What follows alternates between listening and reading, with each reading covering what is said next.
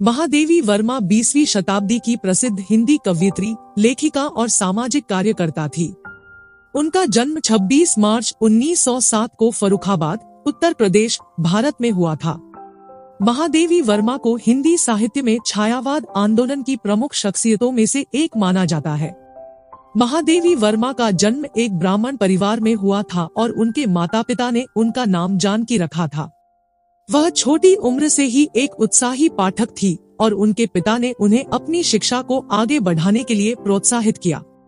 सामाजिक मानदंडों के बावजूद उन्हें स्कूल जाने की अनुमति दी गई और बाद में उन्होंने इलाहाबाद विश्वविद्यालय से संस्कृत में स्नातक और मास्टर डिग्री पूरी की। महादेवी वर्मा की साहित्यिक यात्रा 1927 में शुरू हुई, जब उन्होंने अपना पहला कविता संग्रह नीहर प्रकाशित किया। उनकी कविता प्रकृति और बदलते मौसम से गहराई से प्रभावित थी और वह अक्सर मानवीय भावनाओं को चित्रित करने के लिए इन तत्वों को रूपकों के रूप में इस्तेमाल करती थी।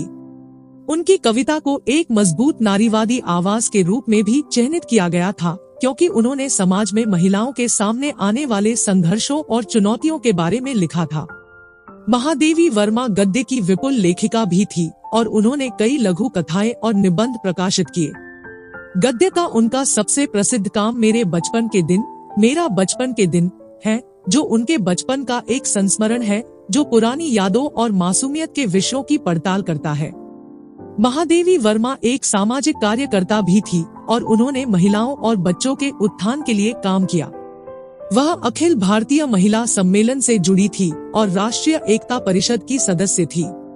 उन्होंने विशेष रूप से लड़कियों के लिए शिक्षा को बढ़ावा देने की दिशा में भी काम किया और इलाहाबाद में लड़कियों के लिए शारदा सदन स्कूल की स्थापना की। महादेवी वर्मा का जीवन दर्शन प्रेम, करुणा और सहानुभूति के सिद्धांतों में गहराई से निहित था। उनका मानना था कि कविता और साहित्य में सामाजिक परिवर्तन लाने की शक्ति है और उन्होंने समावेशी और सभी के लिए सुलभ भाषा के उपयोग की वकालत की। महादेवी वर्मा की सबसे प्रसिद्ध कविताओं में से एक अगर मुझसे मोहब्बत है, अगर मेरे पास प्यार है, जिसमें वह वर्ग, धर्म और लिंग की सभी बाधाओं को दूर करने के लिए प्रेम की शक्ति की बात करती है। उनकी कविता भिक्षा देने माई, भिक्षा देने में उदारता के महत्व और अपने संसाधनों को उन लोगों के साथ साझा करने की आवश्यकता पर प्रकाश डालती है जो कम भाग्यशाली है। अपने बाद के वर्षों में महादेवी वर्मा आध्यात्मिकता में तेजी से शामिल हुई और रामकृष्ण परमहंस और स्वामी विवेकानंद की शिक्षाओं के प्रति आकर्षित हुई। उनकी कविताएं भी इस आध्यात्मिक यात्रा को प्रतिबिंबित करने लगी और उनके बाद के कार्यों को वैराग्य की भावना और परमात्मा की खोज द्वारा चिन्हित किया गया।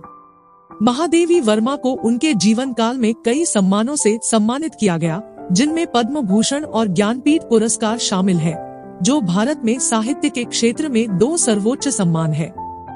कविता, गद्य और सामाजिक सक्रियता की समृद्ध विरासत को पीछे छोड़ते हुए 11 सितंबर 1987 को उनका निधन हो गया। अंत में महादेवी वर्मा एक दूरदर्शी कवयित्री और लेखिका थी, जिन्होंने सामाजिक परिवर्तन को बढ़ावा देने और महिलाओं और बच्चों के अधिकारों की वकालत करने के लिए अपनी कला का इस्तेमाल किया। उनकी रचनाएं पाठकों की पीढ़ियों को प्रेरित करती रहती है और उनकी विरासत समाज में समानता और न्याय के लिए लड़ने वालों के लिए आशा की किरण के रूप में कार्य करती है।